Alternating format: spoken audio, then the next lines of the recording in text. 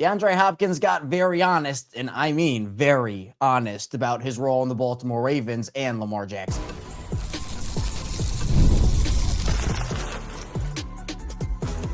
You are Locked On Ravens, your daily Baltimore Ravens podcast. Part of the Locked On Podcast Network, your team every day.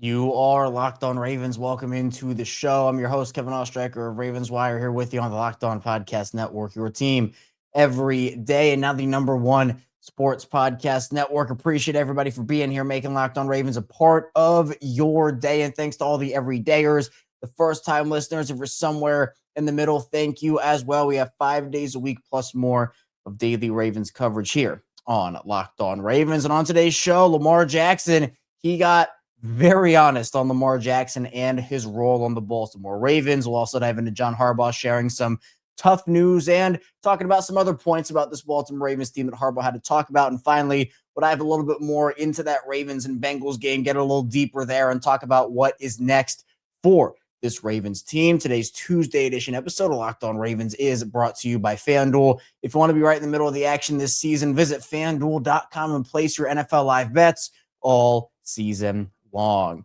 All right, well, Ravens pick up a big win in week 15, and really, really good for them as they had to keep pace with the Pittsburgh Steelers, and thanks for nothing, Miami Dolphins. We'll get into that a little more in the final part of the show, but it's a big win for them. You know, there are a lot of question marks coming into it, and one of the players who's been talked about a lot this season is DeAndre Hopkins, who many thought would have a bigger role than he's had this year. And, you know, he had a catch in this game against Cincy and made a big impact play there. But even with Bateman going down and missing some time, Hopkins still hasn't had like that role. And not that anybody expected him to go out there and catch like 150 balls this year, but, you know, it's been interesting. And a lot of people are wondering, like, why isn't he getting more involved? Like, how's he feeling about this situation? Well, after the win in week 15, he got really honest about his role in Baltimore and on Lamar Jackson. And he talked to the media, and he was asked about his relationship with Lamar.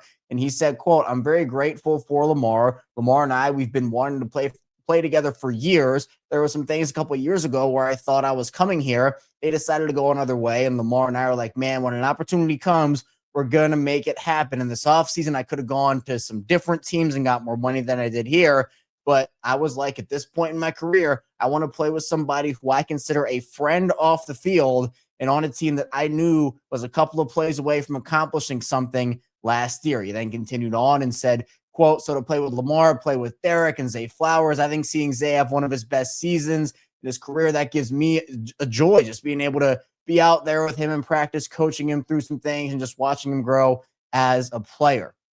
This is a really cool answer. I mean, this is really cool, where we know that D-Hop is an ultimate competitor, and I think that fits really well with Lamar because Lamar also is a competitor to the highest degree.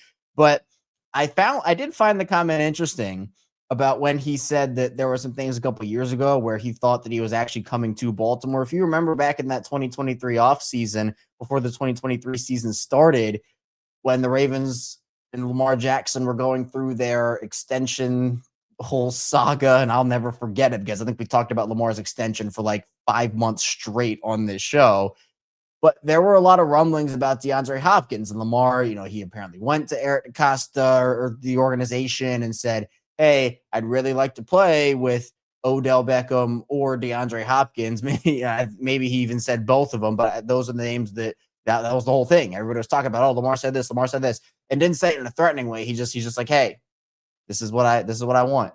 And that was the whole reports and everything that came out. And that's what everybody was talking about. And so the Ravens went out there and they got Odell Beckham Jr. signed into that contract. It was a big contract. It was an overpay, but to keep Lamar happy, it was not an overpay. And Odell actually did a lot of good things in Baltimore. You know, didn't live up to the huge contract in terms of stats, but still made an impact. But my point is that there were a lot of rumblings that the Ravens were also going to trade for DeAndre Hopkins, who was in Arizona at the time. And now I don't know if Hopkins' comments mean that it was a choice between the two and the Ravens chose Odell, or there were talks to also get DeAndre into Baltimore, but they didn't want that. They'd already also signed Nelson Aguilar that offseason, and obviously they drafted Zay. So maybe there were talks, but then the Ravens saw Zay on the board in 2023 and took him and said, well, we don't really need to trade for a wide receiver. So I don't know. There are a lot of different ways you can interpret that. But with DeAndre, people have been wondering, like, is he happy with his role? And Lamar kind of talked about how after that Steelers game, he said, man, DeAndre didn't come here to be in a situation like this, and talked about like how they want to win, how he wants to win, how everybody wants to win. And I think it's really cool that like DeAndre at this point in his career is so selfless to that point, and that he has so much, not just respect for Lamar, and I'm sure obviously he does, but like that there is a pure friendship there. And we've heard a lot of receivers talk about it, honestly, guys that haven't even come to Baltimore. Like Devontae Adams was asked a question about, going to a team like the Ravens, or, getting all this money or all these stats. And, he was like, well, Super Bowl. I mean, rather, so that mentality is not uncommon because guys want to win at this level. But he also chose the Ravens, as he mentioned, over other teams that, well, offered him more money. And that is one of the things. And I loved the deal when the Ravens signed D-Hop and thought that he probably could have gotten like a 1 year, $10 million deal. Now, again, the role for D-Hop this season hasn't really it hasn't been there the way that I thought it would be. And I thought that one of the good things that the Ravens could do with DeAndre over the course of the season, if you were listening to me during the offseason talk about this, was don't put him on the field every single snap. Keep him in somewhat of a reduced role this year. But on the year, DeAndre Hopkins only has 18 catches through 15 weeks, 289 yards and 2 scores. Now, his impact has been big. Like in the catches, and it's kind of like Odell, right? Like when Odell made a catch or two, like he during the course of a game, Odell in 2023 make a catch or two, and you're like, man, that's a really important catch in the game. It's kind of the same thing with D-Hop, making clutch catches, big moments. Obviously, the play he had against the Bengals on Sunday was really big too. But he was also asked about the current situation that the Ravens are in, comparing that to what he actually thought would happen when he signed with the Ravens this offseason. And he said, quote, when I'm out there on the field, I try to do what I can. Obviously, I'll always be a competitor and have a Mamba mentality until the day I retire. Even after that, I'll probably still will have that mentality. He said, quote, I feel like I'm one of the best players on the field. Statistically, if that's not the case, that's always going to be my mindset. And so coming here this offseason, obviously there are a lot of guys that deserve the ball on this team. We have a good offense. So I wasn't, and I'm not upset that things aren't statistically where I expected myself to be, but we're in a position to play a big game this upcoming week. Next weekend, to me, that means more than statistics, going out there and playing meaningful football.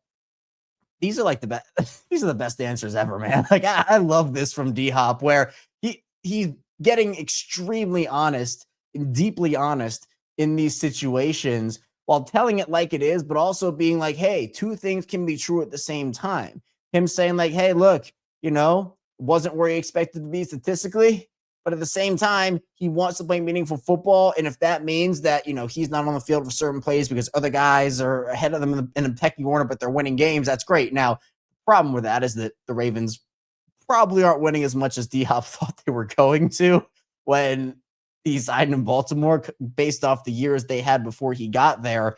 But clearly, like, even just the fact that they're in the AFC North hunt in general means something to him. The fact that they have an opportunity to go to the playoffs means something to him. And the fact that he is playing with Lamar Jackson, who, by the way, he's still playing with most still electrifying player in the league, in my opinion, and somebody who he does consider a friend. All those are just cherries on top for a player in D-Hop who kind of understands, like, hey, he's not 24 anymore, but he can still be an impact player in certain spots. And he has done that for the Ravens this season. And actually just pulling up the 2023 Ravens stats to compare what Odell did for the team in 2023. Where's Odell here? So Odell had 35 catches for 565 yards and 3 touchdowns. Again, for D-Hop, it is, where's D-Hop on this list? The receiving wise, D-Hop, 18 receptions, 289 and 2 scores. So, and D-Hop still has 3 weeks left, but even still, the similarities, and I'd said in the offseason that kind of reminded me of the same signing, a veteran guy who's been around, who's played at the highest level for so many years and been one of those top guys in the league, coming in and mentoring young players. Like, how valuable is having a vet in your building like Odell or DeAndre, especially to these younger receivers like a Zay Flowers or a Tez Walker? It's just not even at that position. Like, I think D-Hop's mentality here is exactly what this team needs, because he can be an ultimate competitor. He can want to be out there and make plays. And by the way, he's doing it, but also he understands that, he came to a situation where everybody's sacrificing in some way, shape, or form, right? But for D-Hop, he's not pouting. He's not complaining. I'm sure if he was asked, hey, do you want the ball more? Like, he'd probably say, yeah. But he's not going to complain about it, because I think he understands his role. He's okay with his role, and he's okay with the decision he made, because and John Harbaugh's talked glowingly about D-Hop. Glowingly. So I personally would love to see D-Hop back in Baltimore next year if he does decide to return. I still think he has a couple of good years left in him. And again, maybe this is just the new norm for D-Hop. I would hope that he has a bigger role over these last 3 weeks, especially if Rashod Bateman continues to be out with that nagging ankle injury. But at the end of the day, I really appreciated DeAndre Hopkins and his honesty here and his answers, and, the fact that he was so open about his situation, and, in just being open about the situation, his reality of it and what he feels is really cool. So I've loved D-Hop for a while here in terms of him as a player, and I wanted him to be on Baltimore for years, and I would have loved that move if they made it back in 2023. But, he's here now, and hopefully he'll be able to make a couple more clutch plays for the Ravens this season. And who knows, hopefully in the postseason, if they're able to make it there. Coming up, though, in the second part of the show, John Harbaugh did share some tough news on Monday. So stay tuned. Plenty coming up on Locked On Ravens. First of the show is brought to you by FanDuel. NFL Sundays move fast, one big play, and suddenly everything feels different. That's what makes live betting with FanDuel so exciting. You're not just watching the game, you're reacting to it in real time. With FanDuel, you can place bets as the action unfolds. Every drive, every momentum swing, every highlight moment. Live betting is best when the game starts to shift, a receiver gets hot, a defense tightens up, or the momentum flips after a turnover. FanDuel lets you jump in the moment. Live spreads and money lines, you just instantly. Player props update as guys heat up, and you can bet next touchdown scorers, drive results, totals, and more. So for that Ravens and Bengals game on Sunday, maybe it had Zay Flowers anytime touchdown, or maybe it had the Ravens winning. If you had either of those, you're probably living large over on FanDuel. So if you want to be right in the middle of the action this season, visit FanDuel.com and place your NFL live bets all season long. FanDuel, the game moves fast, and so can you. Moving along on Locked On Ravens, Kevin Oestreicher still here with you on this Tuesday edition of the show. Ravens coming off a big win in Week 15 against the Cincinnati Bengals. We do have 5 days a week plus more of daily Ravens coverage and content here on the show. The regular show is Monday through Friday, 6 a.m. Eastern Time. This is episode 1,662 consecutively for me since taking over in 2019, starting up the show as the host of it. And we have so much more coming your way, and we have so many other things that we have here besides the regular show, which obviously is what we do, but we also have the watch-alongs every single game day. We have instant reactions after pieces of breaking news and after games. We have the Locked On Ravens Squad Show, myself, Sam Njoku, former Ravens receiver Kadri Ismail. That's twice a week here. Also a bonus episode on the weekend, and the Everydayer Club. It just launched last week, and we already have a great community over there as well. So if you want some extra add-on content that is not going to affect anything we're doing on the regular show and all the other stuff that I just mentioned, if you just want some extra stuff that I can't do on the show anymore because I just don't have time to do it, to be honest with you, you can go check that out. And we just did our first live Q&A for that. So a lot of cool things you get. So link in the description to that down below. All right. John Harbaugh shared some tough news. It was expected. It was widely reported on after and honestly during the game. But big news, and not the good kind, for the Ravens, as John Harbaugh reported on Monday. He talked to the media, said that Teddy Buchanan did, in fact, tear his ACL, and that's going to be one that is going to be out for the rest of the year. Obviously, a long road to recovery ahead. Didn't say anything else about the injury in particular, but did talk a lot about Trenton Simpson and, what he's going to have to bring to the table. He said that it's not really going to affect Kyle Hamilton, but Trenton's going to he plays at the will linebacker spot in certain personnel groups. He's done really well there, really good against the run, really good against the pass, and the reps he's had, John Harbaugh said. So he said he's not really worried about that at all, but he did say that Trenton Simpson's going to take the role. And, again, praise Trenton Simpson, said he had a really good game. He's been practicing great, but Harbaugh had a lot of praise for Teddy Buchanan. I think, we do need to appreciate the growth that we've seen from Teddy Buchanan. And honestly, a lot of this rookie class, but just focusing on Teddy Buchanan here, Harbaugh said Teddy did a great job just to see his progress and see him grow as a player on defense and special teams. He actually has been very good on special teams as well. He said it's been really fun. He said nobody's into it more than he is. He's just great, and he's going to be back next year. Should be back hopefully for training camp, ready to go. I'd hope so. I don't really know. I know from Mahomes, we're talking about the 9-month recovery, and we'll talk to Kai Driscoll throughout the week, and we'll hear what he has to say about potential recovery timelines on that. But Harbaugh said, hopefully for training camp, but we'll see. So definitely unfortunate and disappointing, like Harbaugh said. Also talked a little bit about Chidobe Awuzie's foot injury, which said it's not a Lisfranc or anything like that, but he said he got his foot caught up in the netting a little bit, apparently. So he said it was kind of laying on the ground underneath the field goal back in the netting. So he got caught up in that on that netting, which was interesting. So he said we'll see how he goes as the week goes on. So very non-committal there from John Harbaugh.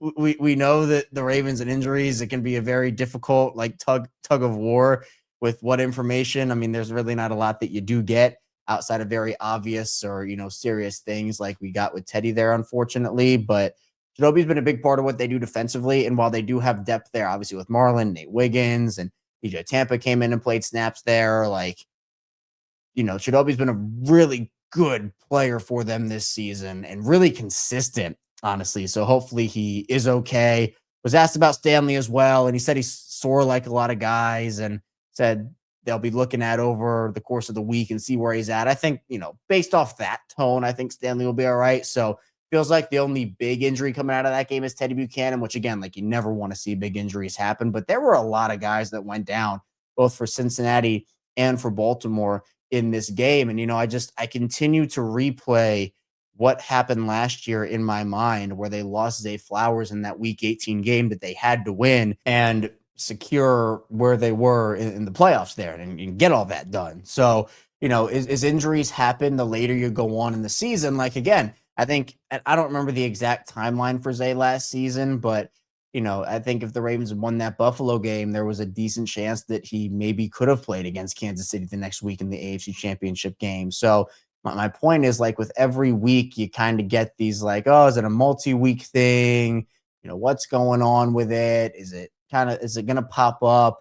And if someone gets hurt and now we're in week 16, week 17, week 18, with the Ravens, I'll spoil it for you. They're not getting the first round bye this year as the 1 seed. So even if they make the postseason, they're going to be playing on wild card weekend again. So you have to hope they can be as healthy as possible heading into the postseason, because I don't want to see a key player go down like last year at the very end of the season and you're missing them for a couple of games. And, at that point, it's every game is your season. And so we saw with Zay last year, I think they win that game in Buffalo if they had Zay last year. Those injuries can be make or break for teams, especially one that has the weaknesses that Baltimore has that teams are going to try to exploit over and over. You need all your playmakers out there. So the goal every week, obviously win the games, right? But getting out as healthy as possible. I mean, it was scary seeing guys like Ronnie go down and Marlon go down and, Teddy go down, everybody who went down in that game. You're just you hold your breath. You're shoot, man, they need all these guys, and you're hoping everybody on both teams comes out unscathed. But this is football. There's a 100% injury rate in the NFL, as Terrell Suggs said.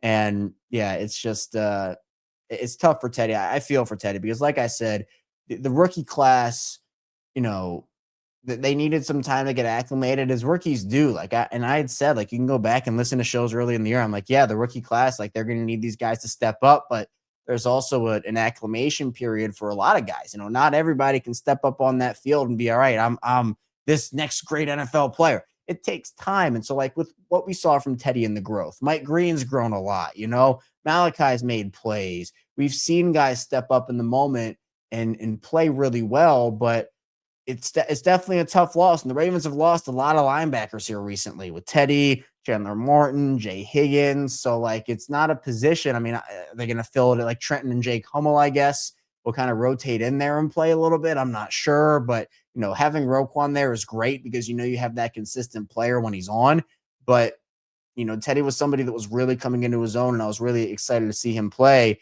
in, December, January, maybe February, I don't know, but that type of football environment, he's such a competitor, he plays with intensity, and I have no doubt that he's going to come back with a vengeance when he does come back. But a lot of tough injuries to the Ravens rookie class. I mean, they lost both their corners before the season started, and now with Teddy going down, it's a tough situation. But you just got to, it's next man up. It literally is next man up, and we'll just have to see how the rest of the year unfolds, and just hope that everybody can stay healthy. But coming up with the final part of the show, we'll continue talking a little bit more about what John Harbaugh had to say, but then obviously getting more into some Ravens and Bengals to kind of put a bow on that. So be sure to stay tuned. Plenty coming up on Locked On Ravens.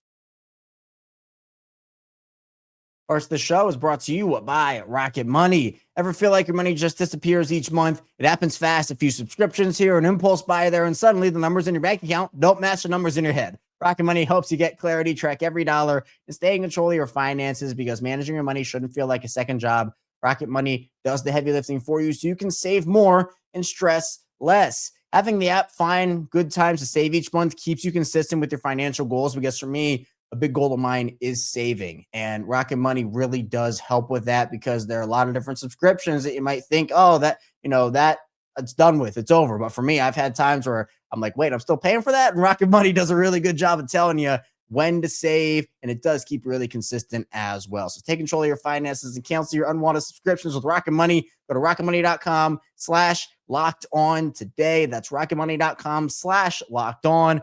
rocketmoney.com/locked-on.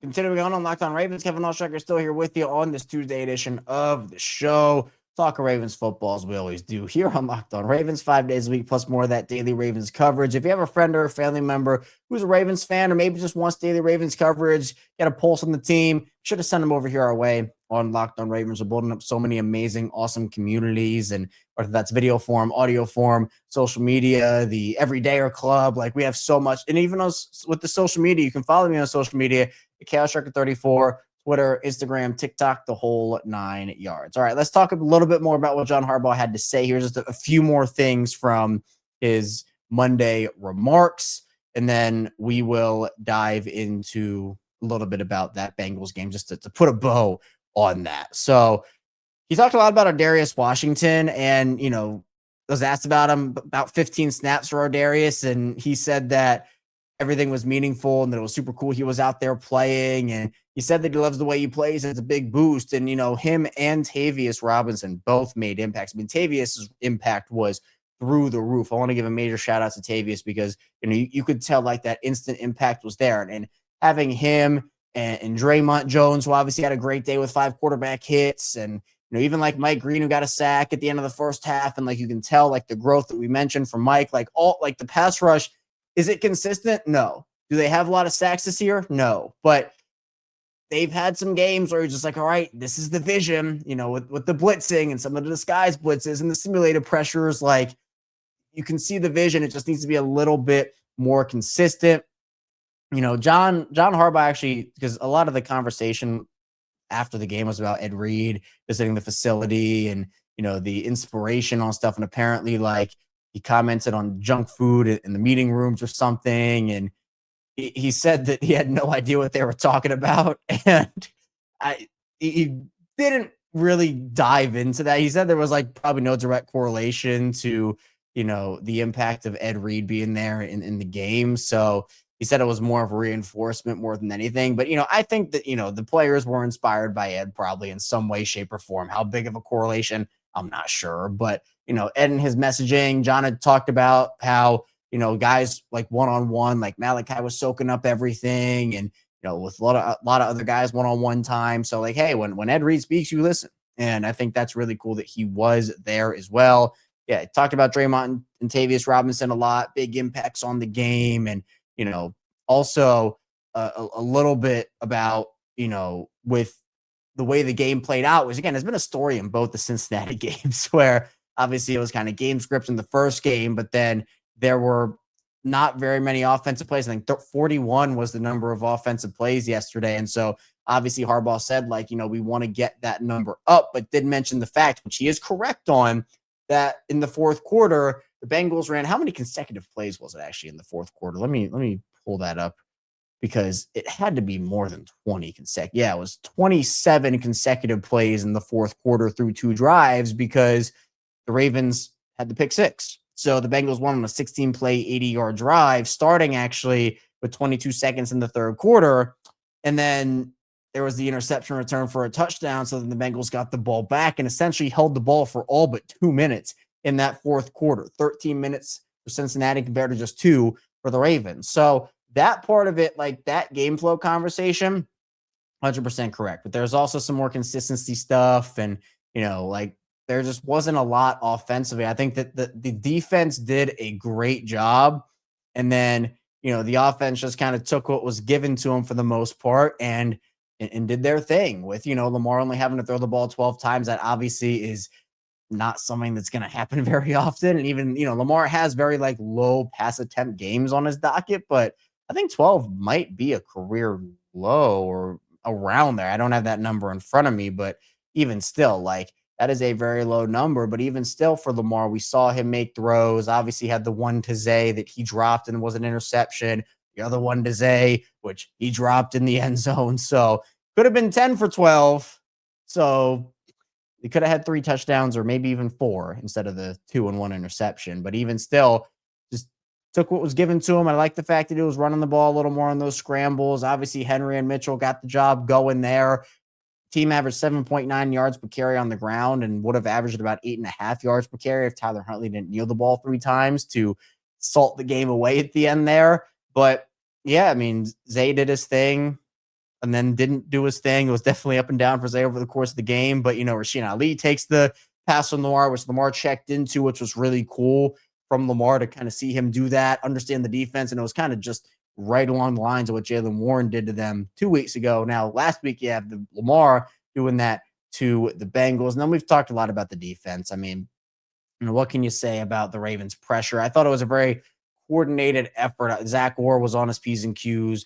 They got under the Bengals' skin, intense physical football. They just wanted it more than Cincinnati did. They just wanted it more. We talked about this all day Sunday and on yesterday's show, but the Ravens also have turned themselves into a very good third down defense.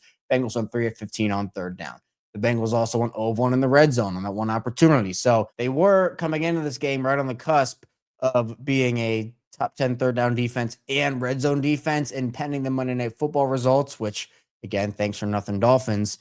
They right now rank 8th in third down defense and 8th in red zone defense. An incredible turnaround there. But yeah, I mean, Steelers beat the Dolphins on Monday night. So Ravens, big game against the Patriots coming up. Steelers will play at the Lions. Big game for them as well. So, you're in a situation where you got to win your games, take care of your business. And, if the Ravens do win out, they will win the division. But what does that mean? Well, you got to play good football, minimal mistakes, get out healthy. All those keys we talked about need to be on full display, plus a lot more, obviously, as we'll get to throughout the rest of the week. That is all I have for you here today, though, on Locked On Ravens. Thank you so much for tuning into the show on the web. Be sure to hit the like and subscribe button in video form and follow along and subscribe in audio form for 5 days a week, plus more of Daily Ravens coverage. Coming up tomorrow, more Daily Ravens content and coverage here, so be sure to stay tuned, and I'll see you right back here soon on Locked On Ravens.